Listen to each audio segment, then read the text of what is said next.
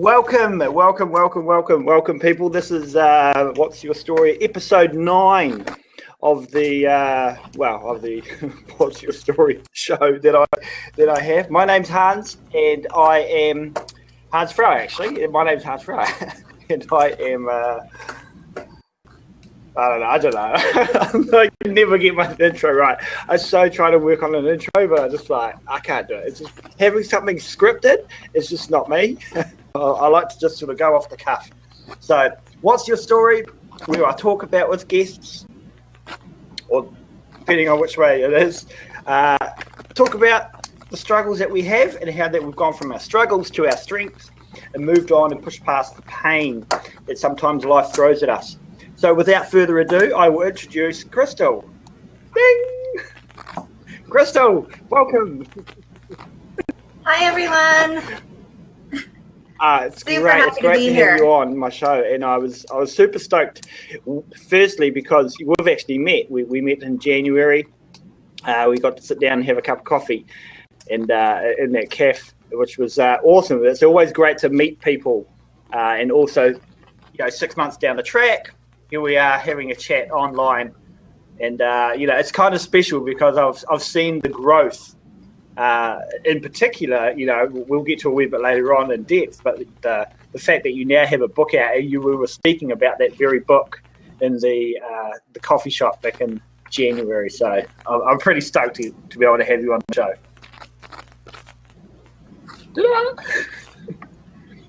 Thank you.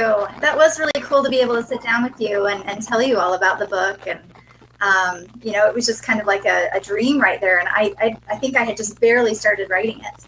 And then, then I got to mail you a copy. Nice. I see in your book, you started maybe, like it says, the 15th of, hang on, I've got your book here. The 15th of November, I think you started. Oh, no, the 11th of November was the date that you have set at the introduction. So yeah. It was probably maybe a month and a bit later that we met up. So yeah, awesome. So tell us a bit about yourself there, Crystal. You're on the show. I mean, I like to talk with my guests about some of the things that we go through and how that we have pushed past some of the hurts that we go through in life. We all have our own story, and hence the title, What's Your Story? So what is your story?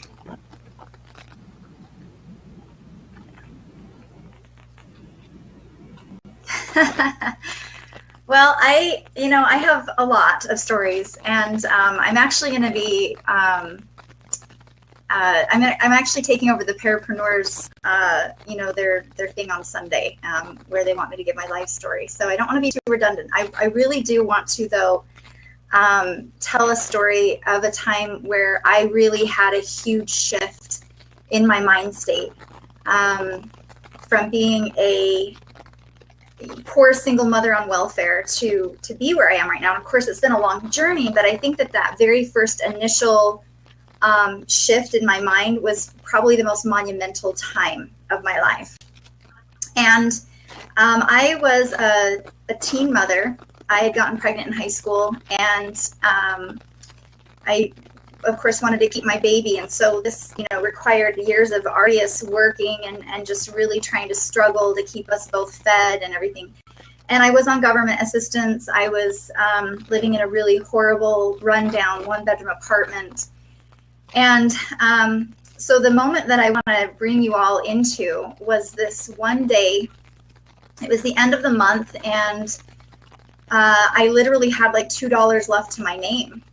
And we were walking over to the McDonald's, because that's how you eat when you have $2 left to your name. And I remember thinking, this is the last $2 I have. I don't get paid again for like another week. I mean, it was really scary. And I was like, I don't know what we're going to do.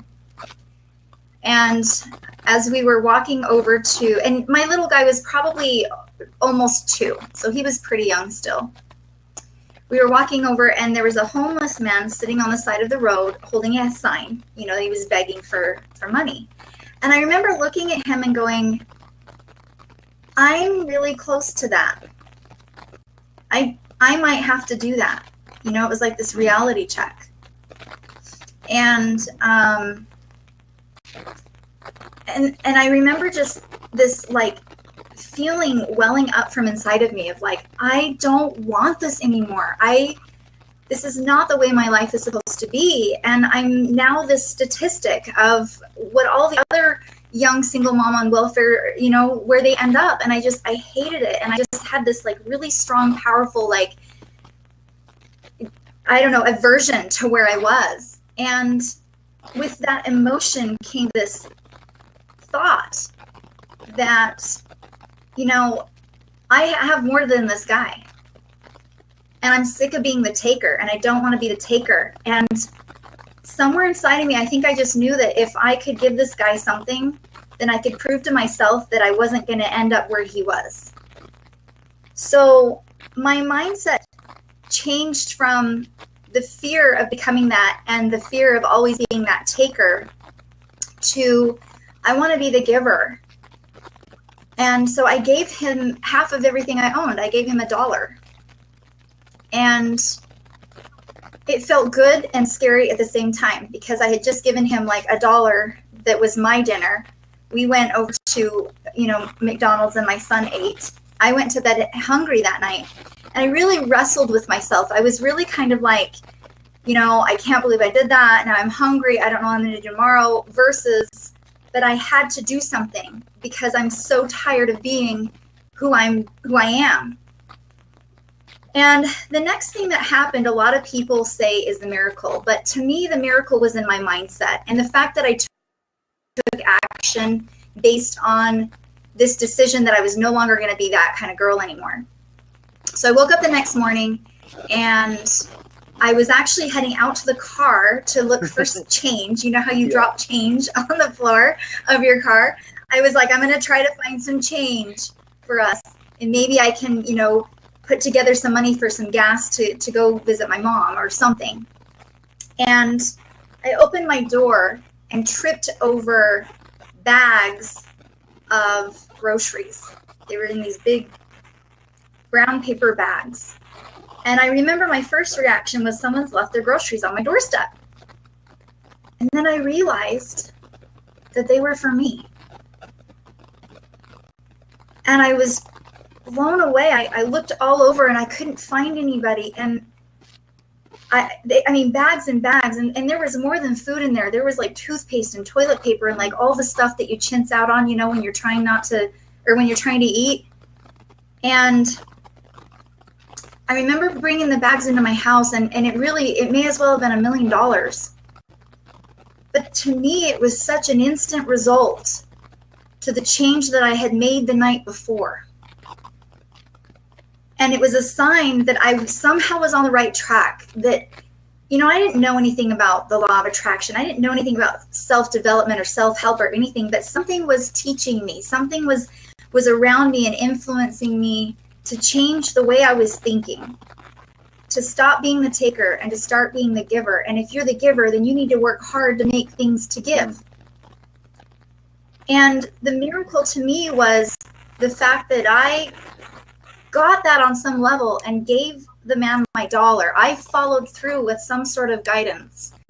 And somebody out there, and I'll never know who this person is, maybe, but somebody else followed through with their guidance too. Because I was trying really hard not to look as needy and as poor as I was, but somebody saw and somebody had that feeling to give. And that was a moment to me that was so monumental because I got to receive and I got to give, and this was a different energy exchange than what I had been feeling, you know, previously, where I was just needing. And I saw and I understood that, you know, when you give something out, you'll get something in return. And from, you know, that was a long time ago. My son now is turning 20 this year. I know I don't look like I own a 20-year-old, but so I missed that.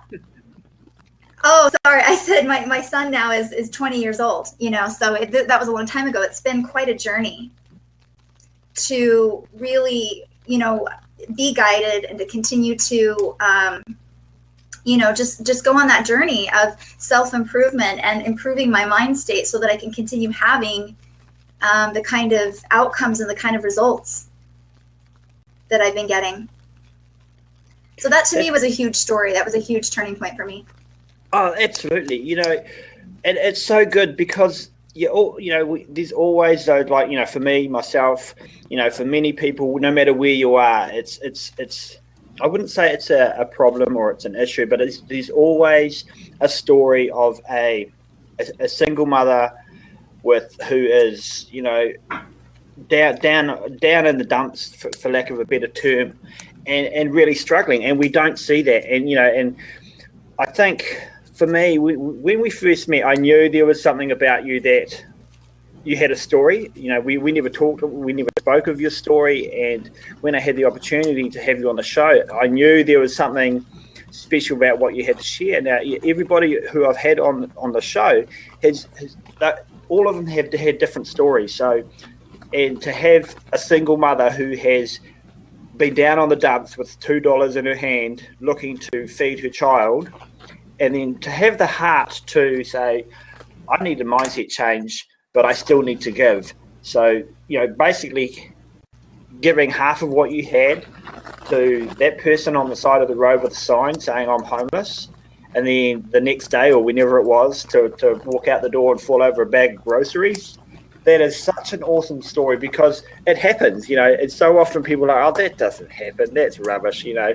But, you know, I know you personally, and I can tell you that without a shadow of a doubt that is truth. It happens. And I love the fact that has changed.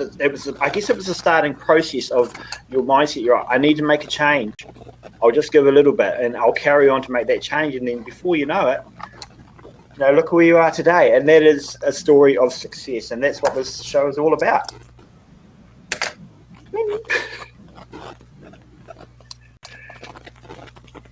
Yeah, I think you're right. I think everybody does have a story. And when you see somebody, you know, like right now, I feel like I'm really rocking in my life. You know, I just wrote this book. I have been putting myself out there in ways I have never put myself out there before.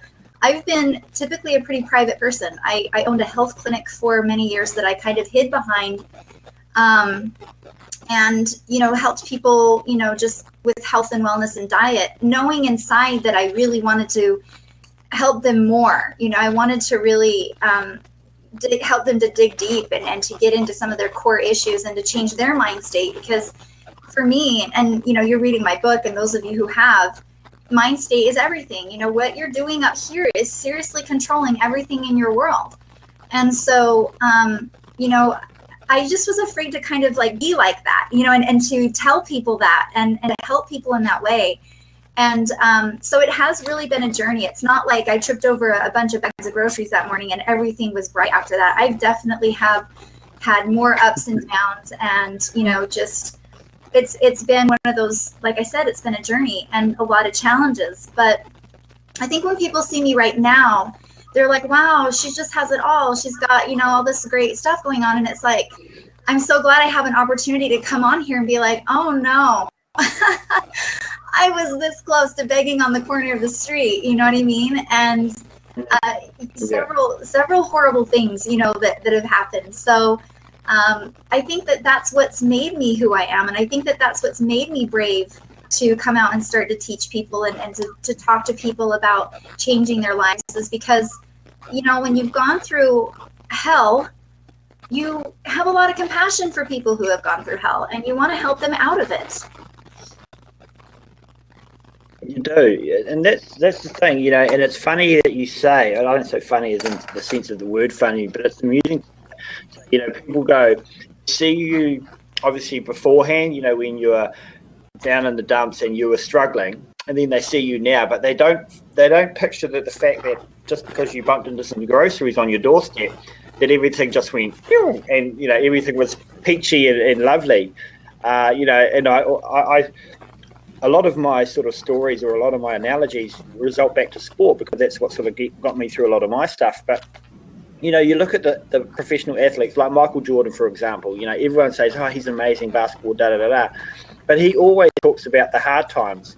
Muhammad Ali talks about the hard times, in the gym, sweating, you know, practicing for hours on end to go out there and fight for, or play a game for 40 minutes or however long the particular sport is. So it's, although we see the like the results for yourself, being an author now and, doing well and everything's going well for you. But people haven't seen the struggles, the I guess the name calling of all the things that the disbelief that people have in you because you're a teen mother and you've been down in the dumps and you've struggled, and that's some of the process and that's some of the mindset that we need to take on board for ourselves, going, I can get through this, I will get through this, because there's so much more to life than just being stuck in a rut and stuck in what we perceive as the norm at that particular time for our lives. I think you're absolutely right. And I've come to view life as very cyclical. I mean, there are ups and downs. I feel like life is just this wheel that we're on. And sometimes you're at the top of the wheel and everything's great and you just feel like you're on top of the game. And then all of a sudden, like, you're at the bottom again. And, when I look at like my mentors and the people that I admire, they seem pretty even keel. But what I know about life is that nobody has an even keel, life. Nobody has it just completely stable all the time. But I think the difference between them and I still am struggling with this, is that they got really good at being at the bottom of the wheel. They've developed tools, they've developed themselves so that when life takes that turn, they just know what to do. They know that it will be short-lived and they know where to go and they know where to put their mind and they know how to hustle through that. So they don't hang out at the bottom of the wheel, very long. I'm getting better. I feel like, in my younger years when I took that turn, I hung out at the bottom a lot thinking this is the rest of my life. I'm doomed, you know what I mean? And I didn't have the this too shall pass type of mentality, And, now I feel like when life takes that turn, and it just does, that I just am like, okay, you know what? Here we are. We're just at the bottom of the wheel and it's all right. And I know what to do to get through and I know where to put my heart, my mind. And before I know it, I'll be on the top of the wheel again. Mm-hmm. And exactly, and it's cyclical, and I love that term where, life is just a cycle. As big as it is, we're all born, we go through life and then we die. But it's not only that, but there's portions in our life where we go through cycles of feeling defeated or feeling down, and we all have it. It's just, a part of life to be cheesy. It's, going through and these behaviors that happen, we go, oh, I'm feeling down, and then it's either I'll carry on being down and not grabbing that mindset change that we need in ourselves to go, right, I know where I'm at, I need to steer away from that environment or whatever we're in and go, right, I'm going to make that positive choice and go, I'm going to take this path instead. And then slowly the wheel begins to rotate and we're on that up again. Yeah, it's true. So, I live in Utah and we have a kind of a country influence out here. And I call it cowgirling up, just shit happens, get your cowgirl boots on and just saddle up. It's another way of going, just toughen up, you'll get through it, right out of it. Yeah. Take one of those hard nut pills, suck it up pills. We have the same thing over here as well, but it's a bit more brutal at times. And I just want to shift into the story of how your book came about. But before we do, how I always ask my guests to bring along an item or two, something that means something to them that we can sort of share and learn a little bit more about you. Do you have any one of those items? I did. I took a while to figure out what I was going to show. But I don't think everybody knows this about me. But this, I just as a hobby, and I'm not a great painter. And this is why I love to show people is that, you don't have to be a professional or, the best at what you do in order to get joy in doing it. So this was my latest painting. I like to do, silhouettes. And this is just, what I kind of just do on the side. I just like to paint. And that's awesome. I just like to inspire people and go, you know what, you don't have to be Van Gogh. This is a simple little painting that I did on a Sunday, and it's just one of those leisurely things that I like to indulge in. And, when I coach a lot of people and I tell them to find something that they're passionate about doing, the story of, but I'm not good at it always comes up. And I'm like, who cares? You know, I can paint silhouettes, but I could never draw a face. You guys would never know what I was even trying to paint.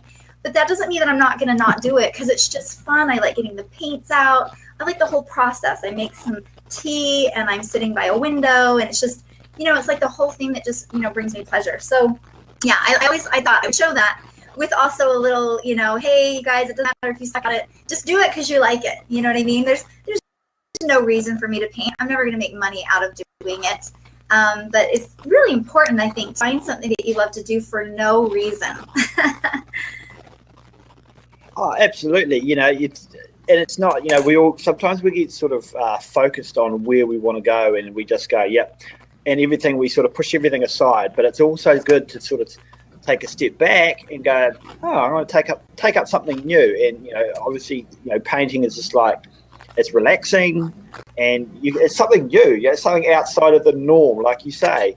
And you don't have to be perfect at or great at everything that you do.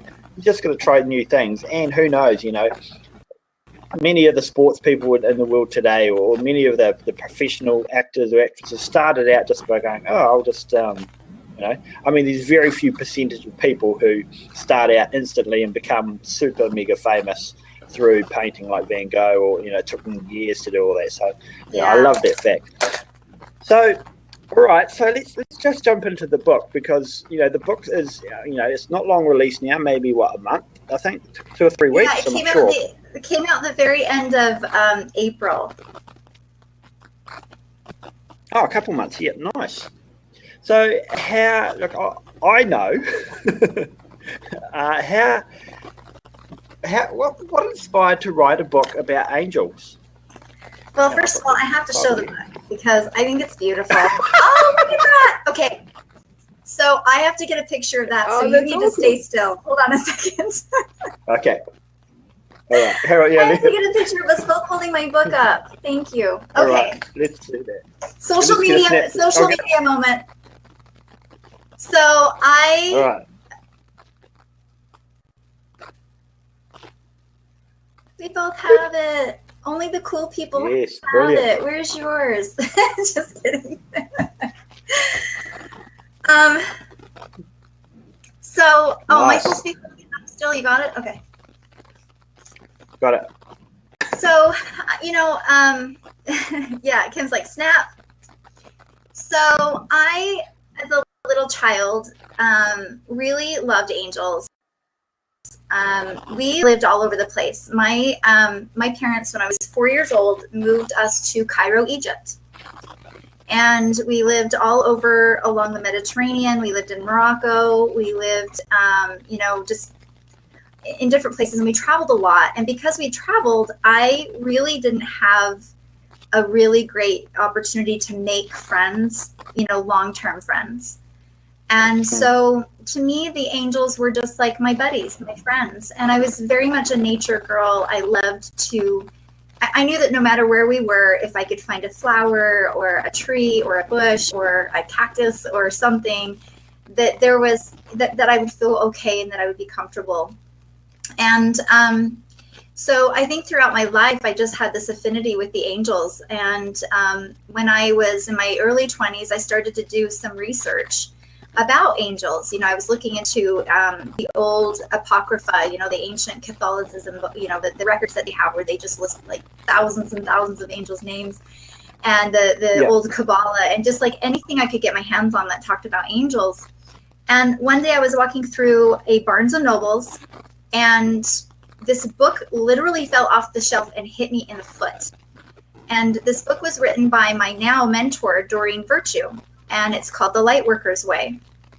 And I bought the book because I was like, whoa, right? You know, this fell off the shelf, hit me. And I saw that she was a woman who talked to angels and was, you know, intuitive in that way.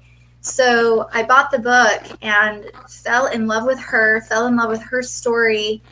And basically, you know, through reading her book, I felt like she was giving me permission to be outwardly odd, if you will.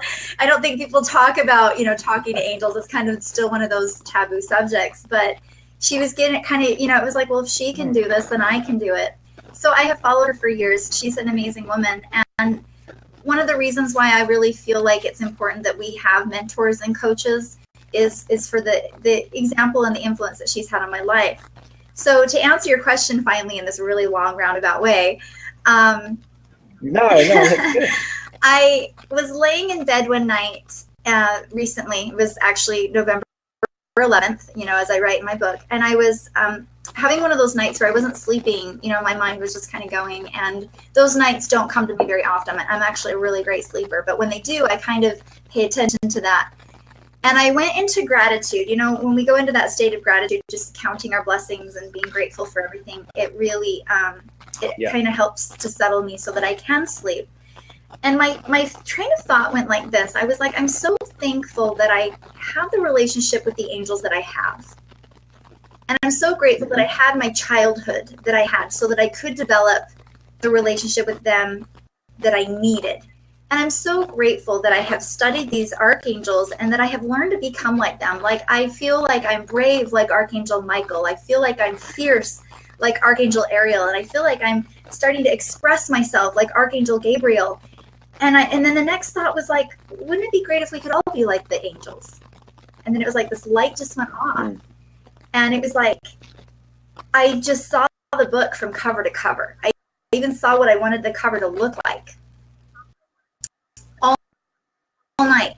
So of course the next morning I'm jumping out of bed like Christmas morning, excited and ecstatic to write this book, to give into the world what I've experienced. And everything that's in that book are things that I'm developing or that I've already developed. And the cover of the book actually has an archangel on a chariot. And the chariot is very symbolic to moving fast, to getting on that chariot and riding really fast.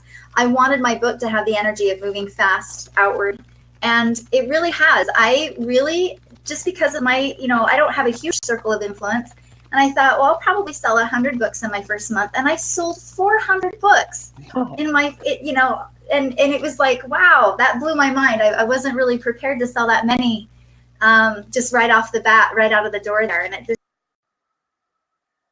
that is awesome. just continues to go. So far exceeded your expectations of, you're like, oh, maybe 1,000, maybe 100. And then you're going, oh, it's 400. I need to get some more printed or whatever you do. I'm not really sure. I guess you do. That's awesome. I love the fact how these. Yeah, I love how it's both. How your story has come about. The story of your book. Because you're the first person that I know has written a book. That I actually personally know, and actually have one sitting in my hand. And it's like Sean Thomas has written his, but I've only got his PDF one. So, as far as books are concerned, that I can sit on my bookshelf like this one day when I have a whole heap of them, it's going to be awesome. So, it's always. Well, and I have two more coming out, and I'll make sure that you get the next two as well. 2 extra books. That is amazing. Yeah. Yeah, this is the first in a series of 3. Spoiler alert.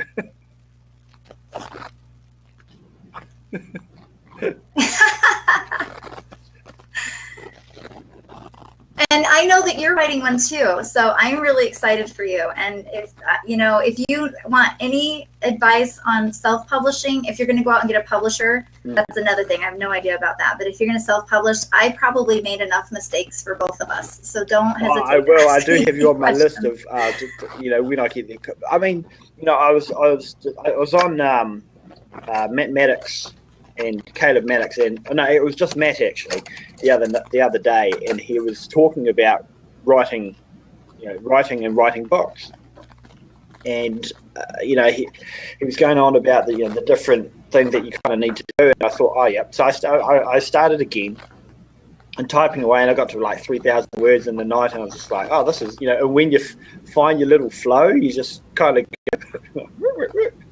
it's awesome. And then I thought about, where do I want to take this? And I'm just going to write my story. And he said, try not to be so perfect in writing your story, because you sit there and you type, and then you look at it and you read it, and you're like, oh, that didn't make sense, so you go back and do it again. But rather than do that, just keep typing. Maybe have a wee read over, just to refresh where your line of thought is, and then just keep writing. So that's what I'm currently doing. And then I read through it and I'm like, oh, grammatically it's not correct, or there's no punctuation because I'm a little bit finicky like that. It's just like, but it's a long process. So well, you know what?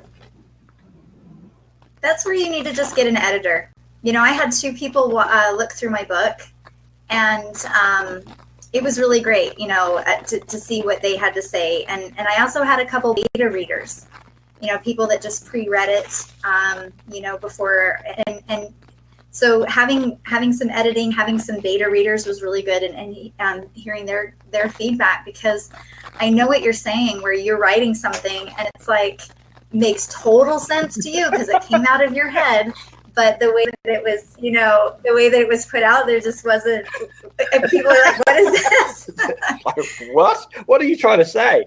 It makes perfect sense in my head, you know, the way I'm saying it. It's your thought process. Yeah. But that is very true, very true. Hey, look, I am aware, you know, of time frames and stuff. We have had your story of a solo mum going from one end of the spectrum to the other, which is amazing, you know, and he's so, you know, being such a strong woman and having the desire and the purpose to be able to do that is, I take my hat off to you, but I've got headphones on. It's amazing, and I love that. I love your story, and I love your book, and I'm looking forward to being able to power through that and finish it and come back to you and go, like, you know, even the first couple of pages in the introduction where you say that it's not a book about creed or religion or anything like that. It's just a book about angels. And I thought, this is going to be a good book. And I'm like, you know, obviously I'm a wee way in now, and I'm just like, it's such an easy read. It's just like you're sitting there. I can imagine you sitting there and you're reading a book. You know, you just say, "Oh, it's just like a conversation going on there," and it's my type of book. So, yeah, very props to that. Yeah, props to that one. So, and I'm glad you brought that up too. That the book doesn't have a dogma. I think that a lot of people are like, "Oh, it's a book about angels. Like, what is that going to be? Some airy fairy, you know, whatever." And you know, I say very clearly at the beginning of the book, you don't even have to believe in angels. These can just be like personas or archetypes. You know what I mean? They're just, there's certain, each angel kind of embodies a mind state and an action point that you can take in your life. And I would actually more classify it as a self-development book or a self-help book over it being a spiritual book, because it's not really a lot of spiritual stuff in it for being an angel book.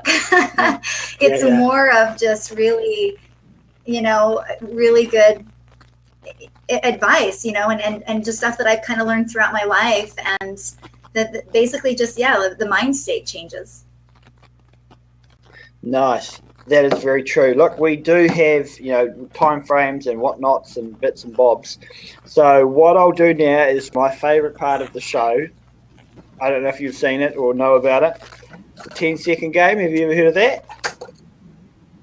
I haven't, but I just got nervous. Yes, I love dropping the old sneaky bombs, the 10-second games. So what it is, as I look for my timer, I give you a topic, just a random topic, and you give me 9 answers in 10 seconds. 9 answers? Okay. Yep, 9 answers in 10 seconds. All right, and you know, there's been a few attempts, but we'll just go with the one attempt today. So what I'll do is get ready, grab my pen. We need to have like Jeopardy music going or something. I don't know what that is. Oh, okay, never mind. It's like a timer music, yeah. Okay, so all right, I'm just going to write my little timer here. So when you say answers, am I just like giving out words or just talking about the subject? Yep.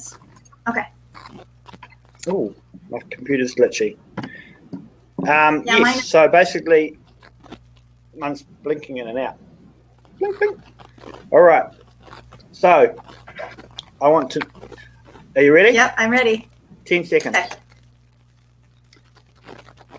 Give me 10 vegetables that grow in the ground. Go. Celery, potatoes, carrots, broccoli, spinach, kale, peas, beans, and tomatoes. Time's up. Nice. I almost had it. I just need to talk faster. Yeah. I'm a gardener, so I was like, what did I plant that year that I had my garden? So you were going through, where do I plant this? That. Nice. Yep, Very good. yep. So, look, Crystal, thank you so much for being on the show. It's been a bit, I think the stream's been a bit glitchy and it's jumping in and out, which is, it's just is what it is. And look, as I say to my guests, you have inspired. You will go on to inspire many people. Just through simply sharing your story of being a solo mother, and starting at one end of the spectrum and going to the other. Because people tend to go, oh, that happens to, it happens to the wealthy people, it happens to the famous people, but it happens to everyday people like ourselves. And that's what I love about the story, and that's what I love about being able to have different various guests on, to be able to do that and share those stories. Ding. Thank you. And also, you have are you going to Vegas? I cannot fully commit. I cannot fully commit. I'll say I'm 89% there. I'd really like to go. Anywho, look, if people want to get a hold of you, how do we do that? Go to my website, clarityistheway.com. And I'm all over social media. I mean, if you're a Facebook person, I'm there, Crystal Dawn Doty. If you're an Instagram person, Crystal Dawn Doty. If you're a Twitter person, Crystal Dawn Doty. Snapchat, of course. I loved Snapchat. If you guys are not following me on there, it's Miss Angel Crystal, as in MS Angel Crystal.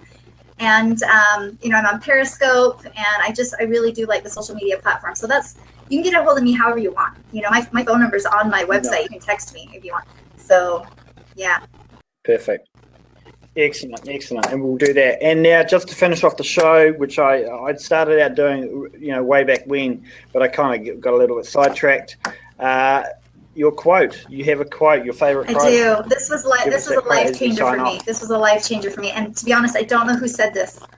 I'll have to Google it. I was going to Google it before the show and I blew it off. My favorite quote in the whole world is, "The gift is not in getting what you want. The gift is in becoming who you need to become to get what you want." Oh, you broke up there and then. Do you want to repeat that one? Yeah. Sorry. It's like my PowerPoint, and I totally broke up. Okay. The gift is not in getting what you want. The gift is in becoming who you need to become to get what you want. Nice. I might Google that myself. Good one. That's an awesome one. That one threw me. I was like, oh my gosh, I have to become. That's a good one. I'm going to check that one out. I'll watch the replay and I will send you a copy of it. Thank you. Thanks very much, and we will see you again. I will be in Utah coming in August as well. Yay. As I do my trip. Awesome. So regardless, we will be catching up again. Awesome. Excellent. Thank you so All much. Right. Take care, Crystal. Thank you. No worries. Yeah.